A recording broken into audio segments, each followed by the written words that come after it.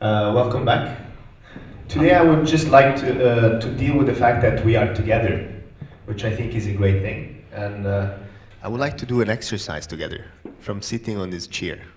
And I will suggest the exercise, and we will do it all together. So you basically just have to sit on a chair and be comfortable. And everybody, and close your eyes. And everybody, close your eyes. And just start to pay attention to which part of your body is in touch with the chair and which part of your body is in touch with the floor. And then start to notice the differences between your right and your left side. Start to pay attention, where is the weight of your body? Where do you feel it? Try to notice, where is your breathing? It's in your chest, it's in your stomach. Do you breathe really fast or really slow? And then you realize that in your body, there's a liquid which is running through your body up and down. And try to notice, what is the speed of this liquid? Is it running through really fast or really slow? What is the density of the liquid? Is it really dense, or is it really like air? What is the temperature of this liquid? Is it warm? Is it cold? What is the color of the liquid? And you stay with this liquid, and you don't have to visualize it or anything, just stay with it and try to feel in which parts of your body you feel the liquid better and in which parts of your body you can't feel the liquid.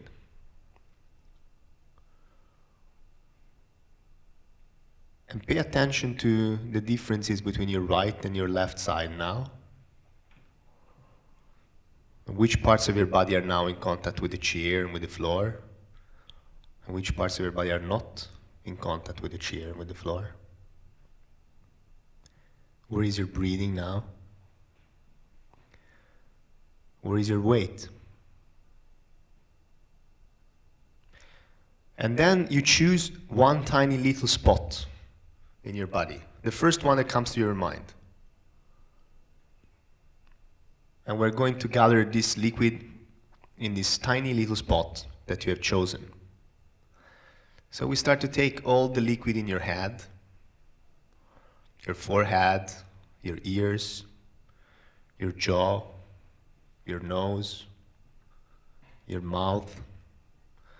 We take all this liquid and we gather this liquid in this tiny little spot that you have chosen, until your head is completely empty. Then we take the liquid in your hands and the fingers of your hands, and we take all this liquid away, your arms, your elbows, your shoulders, and we gather this liquid in this tiny little spot that you have chosen, until your arms and hands are completely empty. Then we take all the liquid in your feet, in your legs, in your knees, in your pelvis, and we gather this liquid in this tiny little spot that you have chosen, until your legs and feet are completely empty.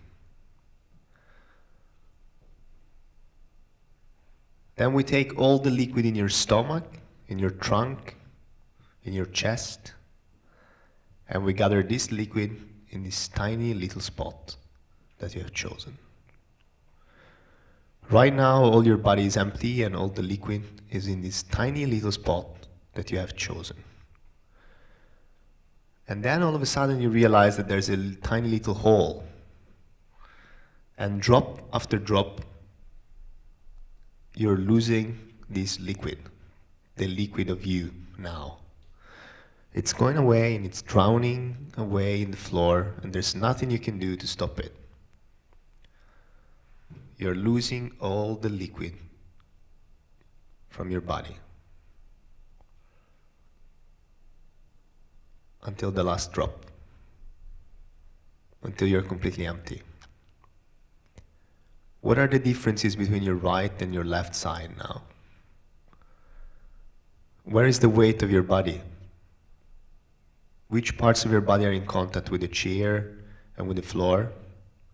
And which parts are not in contact with the chair and with the floor? Where is your breathing now? And then you realize that all of a sudden there's a new liquid coming into your body.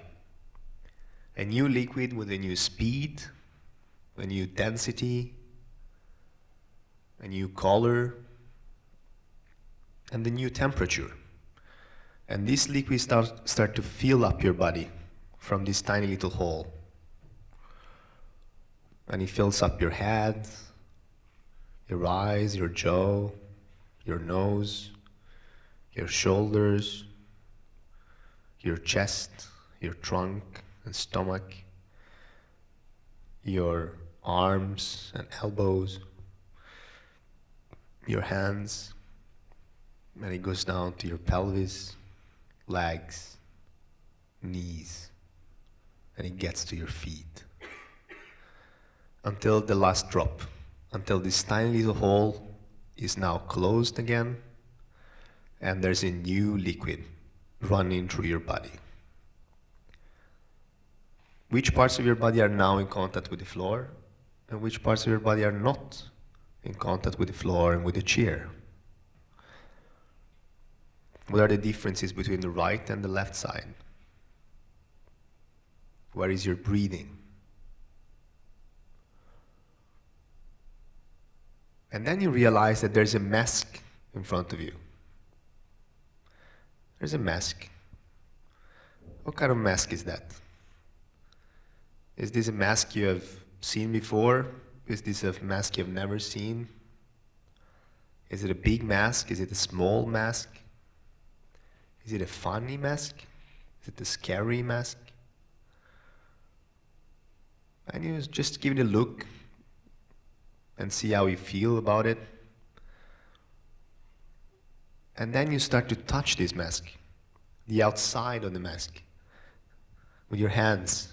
What kind of material is this mask made of? Try to touch the shape of the mask. Does it have a big nose, a small nose? How does it feel when you touch it? The eyes. And then you try to touch the inside of the mask. What is the difference between the material outside and inside?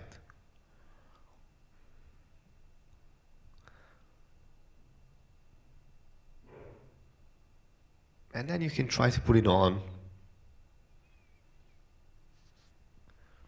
Does it fit you? Or it's too big or it's too small? Is it painful when you put it on? And then you realize that there's a sort of mirror where you can watch yourself with the mask and without the mask. Try it on, try it off, try to see what's the difference. How do you feel? Which one makes you feel more comfortable, with or without? Do you want to laugh? Is it scary? Is it strange? Is it uncomfortable? And then with this mask and this liquid, we're going to start to come back. You can start to move a bit your hands. Keep your eyes closed. Just move a bit your hands and your feet and your legs. Just get in touch with your body and with the room. And keep your eyes closed. And when you feel that you are back in yourself here, you can slowly start to open your eyes and find all these people in this room and look at them What is different with them? Really look at each other like you've never looked at each other before. Who is scary to look at? Who is comfortable to look at? Who makes you laugh?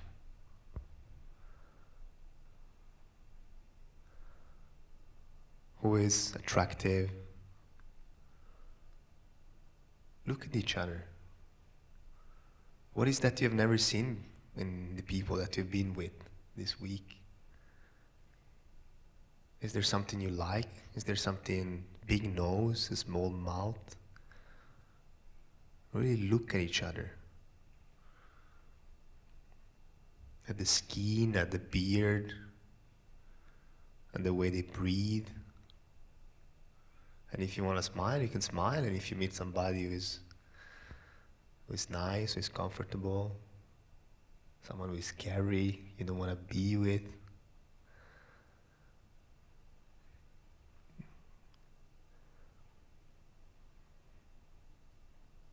how is these people that you've been with for this week? How do they look like? Which parts of yourself comes back to you when you meet these people? And you just look at each other.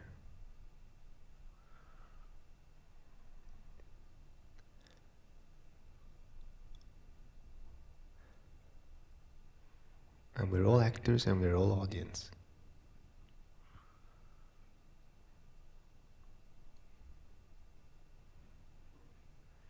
And we can laugh if we want to laugh.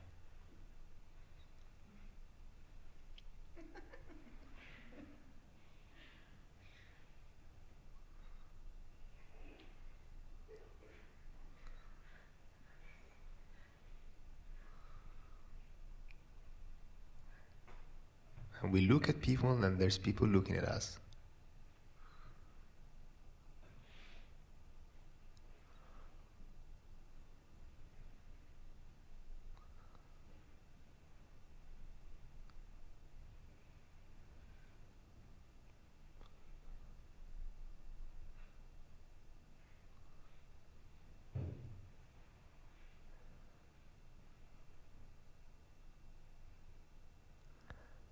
And I think here we can start to have a talk together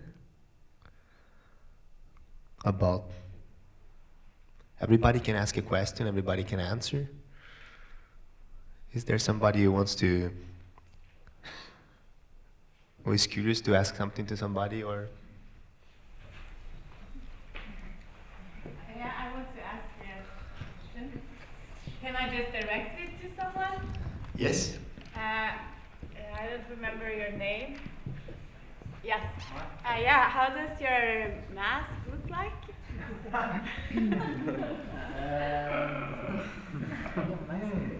No, actually, I think the name of it is Laura Larve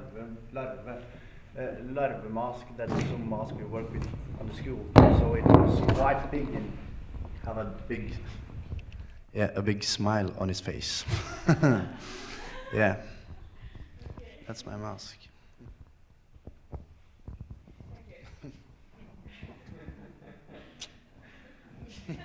Anybody else who wants to say something else?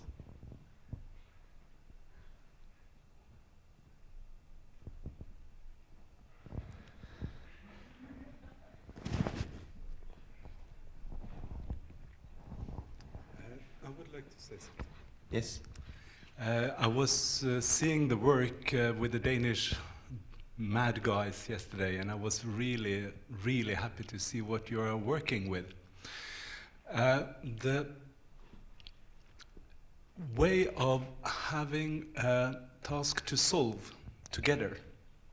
You were doing a splendid guidance, and at the same time doing putting the responsibility to the actors, and at the same time seeing that you were also unable to find out the solutions, but really trying to do it together. It's like this subject that you are working with together.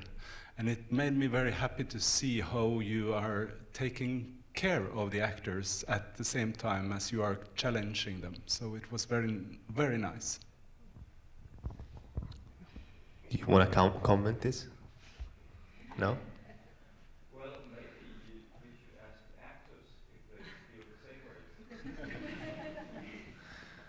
way. Who is working with Fix and Foxy? Yes? I'm working with Fix and Foxy, and yeah, I also was the one who was asking about the hidden agenda yesterday, because yeah, I think you presume that when somebody have a project, they had an idea and a reason for them doing it. So I was like, what is this? Is this project really about us meeting the project? Is the project, so what is it? And for me, it changed when I really believed them saying that they don't know. Because then it was, okay, but if nobody knows, then maybe my ideas are also right or as wrong as the rest. And then my responsibility and my eagerness to make it happen also grows. And you were asking, or Øystein was asking about which sort of competence you need from the actors as these hosts in the play.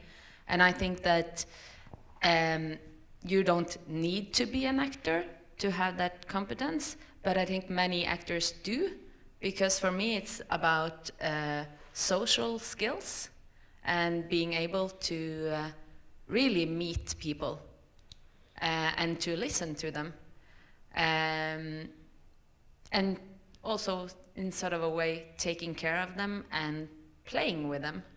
Yeah, so I really feel like I'm sort of a child in the sandbox and playing and trying and tearing apart and building up again. Yeah, and also that if we didn't come with anything, if we didn't give frustration and joy and to be able to just work together, it wouldn't become anything. So, yeah. It will be so great to do it on Thursday. So I hope we get a family. Yeah. Yes? Dear? Wait a second. I'm gonna be...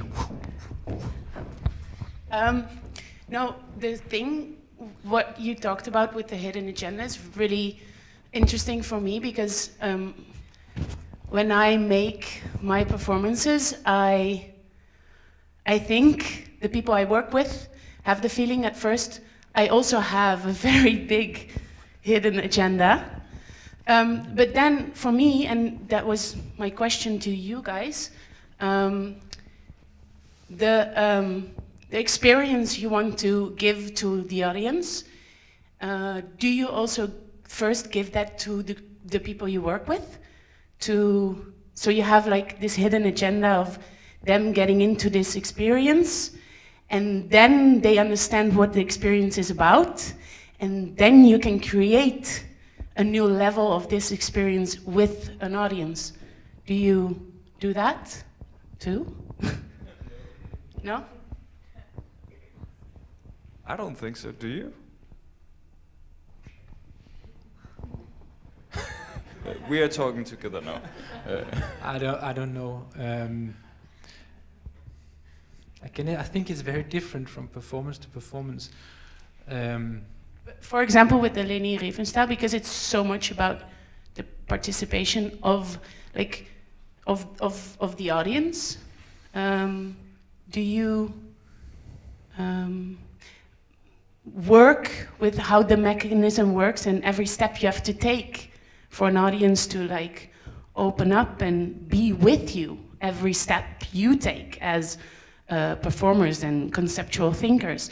Do you also take those steps first with your group of people you work with, like step by step? I think if you're talking of some kind of meta level, no. In the Riefenstahl production, it was very easy. It was just, how do we get people to do this? And we had to find tricks to do it. But that's a very open process. Like we were we were always dreading how do we get people to march, because that will be impossible. We can't get 50 people to march and raise their hands. How are we going to trick them into that? Until we had a very great assistant who said, well, it's no problem. I know how to march. People love marching. I'll show you. And then we went into the room where we played and just say, okay, just stand up and now take one, lean forward. And when you feel like it, take a step and start walking. And then suddenly everybody was marching. It was fun and we were marching on for hours. Just, yeah, it's great. We like marching. So how to solve these things is a very open process. Everybody can come with a good idea. But we're not we didn't do like a meta process trying to manipulate our crew to experience how you manipulate people. It was just work. Other performances, like the Pretty Woman performance, is a very obvious example. In that performance, yes, I think the experience for the actors and the rest of the crew to work in the area and to meet the women, to tell them about the project, and the women never rehearsed, but they were given a guided tour of the performance. They said, okay, if you want to be part of this, the thing that will happen is you come into this container and you play in this hotel room, and then we give you this in-ear, and let's just do a tryout of that. And we play some scenes together, and you have to tell me if I can touch you, if there's part of your body we can't see, or do we want to show you teeth, or do we don't want to show you teeth? And that experience was, I think that was kind of the same experience as the audience's experience in the performance, but even more intense and stronger, of course. But it sounds really technical. It's very technical. I think for us, making theater is very technical. Mm-hmm. It's solving small problems all the time and considering how to solve them. There are always different solutions, and you have to choose one, and that choice makes the performance. And we really love the obstacles, right? And the problems, trying to solve it in a practical way. Mm-hmm. They're all the dramatic situations, actually. Yeah. But then how do you relate to what happens for example, with the Leni Riefenstahl, to not only what happens on in a rational way inside the heads of the audience, but also to what happens if I would imagine to have been there, for example, I'm also very busy with, and how is this person next? And I'm in a whole group of people, and how do I relate to all these other people around me, also moving together with me, and do I want to follow or do I resist? Is that what you're looking for? That might give it like an interesting turn to your performance, that people resist and stand up and say, I won't do this, or we were talking a lot about what should we do if people resisted. Yeah. And I think our conclusion was like, okay, they have to feel not uncomfortable by doing it. Yeah. They should be able to do it and not feel like outside of the group. But of course you feel outside of the group because there are like 40 people having a really good time marching. And that's why they went into became a part of the group and never got out. But of course we discussed like in a practical way again how we're doing this. In this adults house we're talking very much about footwear and how to find space for people, for the audience, and blah blah blah. And that creates some kind of opportunities to do something else and get ideas, being creative about that.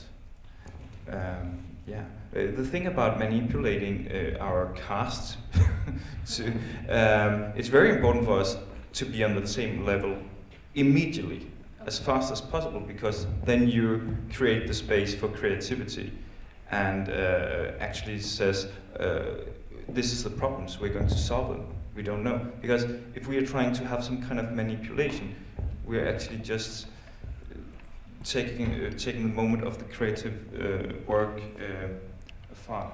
No, and it's maybe not manipulation, but more trying to create a situation that could be. But listen, we're clever human beings. We're artists, all of us. Yeah. Why should I do that? I mean, stupid thing, actually. Yeah. And we can make all kind of games and things, tests, and so on. But please, we're in the same room. We're talking about a performance for an audience, not for us. So let's just work. I mean. Okay, good. Before the question, I would like to ask a couple of things actually myself. And the first one is for Gisela, and the second one is for Richard. And I would like to get the time to have these two questions because I think are very important. The first one for Gisela is about if you could say something about the difference between having a didactic relationship to the audience and having a dialectic relationship to the audience. Augusto Boali talks a lot about that. Could you say something about that? Well, I shortly say something about like our relationship to the audience. Really, I mean, we address the audience. The audience are part of our play. We address them as people that have something to give us. They question our play not only by coming on stage, but also by analyzing what was done on stage, by disagreeing with what was done on stage or what someone just said. So it's a very dialogical relationship. I think there, the theater of the oppressed is very much Freudian also, because we are always looking for a dialogue. We just, as before also, we just use the questions to raise more questions, so we don't have this yes, no, good, bad. It's always a question of perspective. So we are in a way like we're teaching each other, we're learning from each other really during a performance. Yeah. Thank you. And the other question was for Richard. Was about Rasa boxes. The term Rasa boxes. If you could say if you could answer both from a philological point of view and from a practical point of view. Yeah. Before that, if there are any people who want to observe what our group is doing, the hours today will be from 3 to 4:30. I'd like you to be there at 3 o'clock. Where is it going to be? Stage 8. Stage 8. Yeah, because we're going to be finishing one stage of work at that point and beginning another. The one we're going to be beginning is Rasa boxes. It's not Rasa, it's Rasa. Rasa. And it's a Sanskrit word. It means juice and the flavor of juice. And in an ancient text called the Natya Shastra, which is a book of theater training and practice, rasa is defined as emotion, feeling, but feeling in terms of flavor. There are 8 of them. I don't want to go into all 8, but they're more or less universal human feelings like love, anger, fear, sadness, etc. And so Rasa boxes is to take these 8 different emotional states and assigning a concrete physical place in a room, in a rectangle divided into 9 boxes, and 8 of them are these.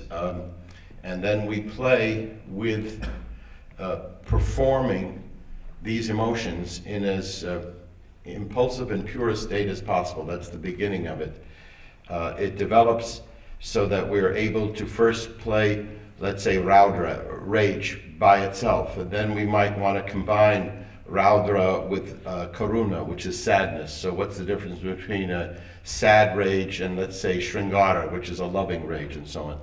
So it's a very, very precise work, but it also works with the impulses of the particular performers at a particular time. And it develops from individuals doing it until people relate. So what if I am in a kind of a Raudra with Shringara in one box, and you are in a Bhayanaka, that is fear and Bipatsa, disgust, in another box, and we confront each other? How do these things work in confrontation? Later on, we might add text, and we can do text analysis. So for example, in Romeo and Juliet, if Juliet's underlying rasa is Shringara, that's love, then everything she does will be flavored with love, etc., etc. But what if her underlying rasa is Raudra, rage? So she falls in love because she's angry at her parents, etc., etc. So we can begin to talk about the flavors of whole plays, characters, individual scenes, etc., etc. The other two sources of rasa boxes are Anthony Artaud's assertion that the actor ought to be an athlete of the emotions. That very much struck me. What does he mean by that? So I looked very carefully at athletes, and I see that they throw themselves into their action, football, basketball, then a whistle blows and they stop, they rest, and then the whistle blows, they're immediately back in. They don't have 30 seconds of preparation. They don't have any preparation. They're training before. They're in or they're out. So that's the boxes. You're in a box or you're out of box. It's very hard for an actor to learn how to do that, but it is a technical skill. So I've been developing this over, the third source of it is the enteric nervous system. So about 70% of our neurons are in our brain, but about 30% of our neurons are in our spinal column, our extensions. That's about 5%. The other 25% go from the mouth through the throat down into the stomach and out the bowels. And so that's called the enteric nervous system. There's a very good book by a neurologist called Michael Gershon called The Second Brain. So I'm trying to train that second brain.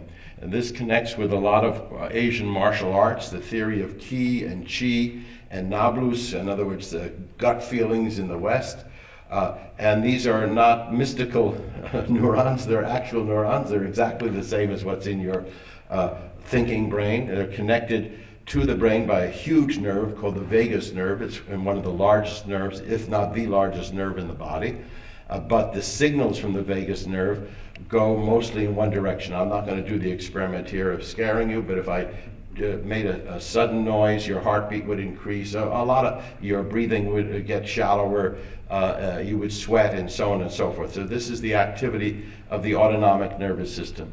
Usually the autonomic nervous system is thought to be untrainable, but I think Asian martial artists and yogic meditators have trained it.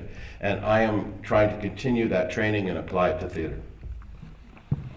One other thing, it's not only applied to theater. A lot of people, I've trained a group of people who are doing rasa boxes. Every summer at New York University is a rasa box workshop. I don't lead it anymore, and there's going to be an international rasa boxes meeting in Montreal in later this month, actually, or early July, of teachers who do this.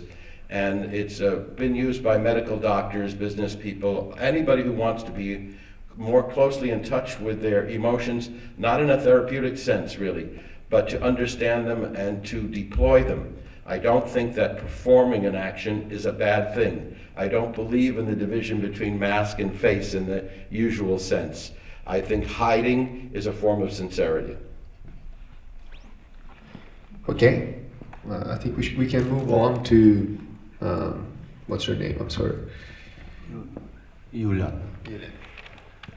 I have also two questions, one to Richard and one to Fix and Foxy. Maybe I'll just continue to Richard, because I think you showed everything which I want to ask and comment also right now. I must say I'm really impressed. We had just visits of two superstars in the artistic world, Cindy Sherman and Marina Abramovic. You are the third one, and I have never met a superstar who's so humble like you, like really doing this all together with us, eating with us. And also prolonging this comment, I would ask you, you also combine a very strong scientific career with an artistic career. And you also commented on that in the beginning, like referring to Leonardo da Vinci. And I think this is a tradition which is not very much focused on, but I think it is actually really true and really big. And you have it also in the history of philosophy. Look even at Foucault, who really tried out his sexual theories by going to SM clubs and stuff like that. This is an extreme form. You choose maybe another form. But I would love to hear you elaborating a bit this double career and how you need it. I'll practice my humility by saying I've taken up a lot of time. We can talk at lunch. Let's pass it on to someone else. Unless everybody wants to hear this, because I realize that I take up a lot of space. So I just as soon not take up so much space, but I'd be very happy to go to lunch with whoever is interested in this question, the relationship of, I wouldn't call it science, I would call it positivist or cognitive thought in relationship to affective or emphatic thought or feeling, and how they play themselves out, both in Western and even more interestingly for me in Asian philosophy, which does not make the Platonic division between the ideal and the real. So why don't we have lunch together and we can talk about it. Okay, we go on now to the last question then. Because I had a short... oh, you have another one, okay. To fix in Foxy, but I can also drop it. Okay, we can take your question and then your question and then we call the day. We talked a lot about moral dilemmas today when we discussed your work. And I have a question. You seem also to be have been pretty much in media with your works, and probably you responded a lot to media. And I feel sometimes you're maybe rationalizing too much these moral dilemmas and like explaining them and saying no, there is actually no dilemma. Everything is all right. And is that the way to go? It's his favorite answer. You have No, I don't think not this one.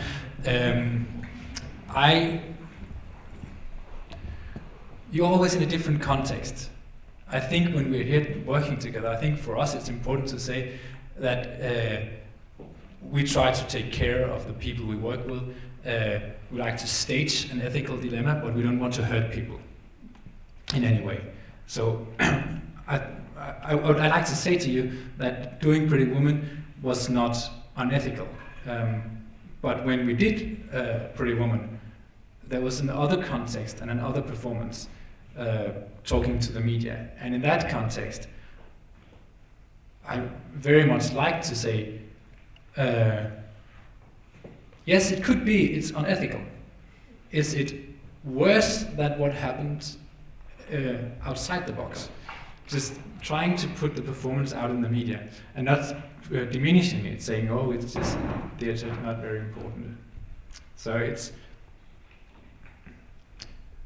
I don't think we're trying to say that there are no ethical problems, but I think everything has context. And to you, I think it's very important to say that we're not in this, we don't do this project to be famous by hurting other people.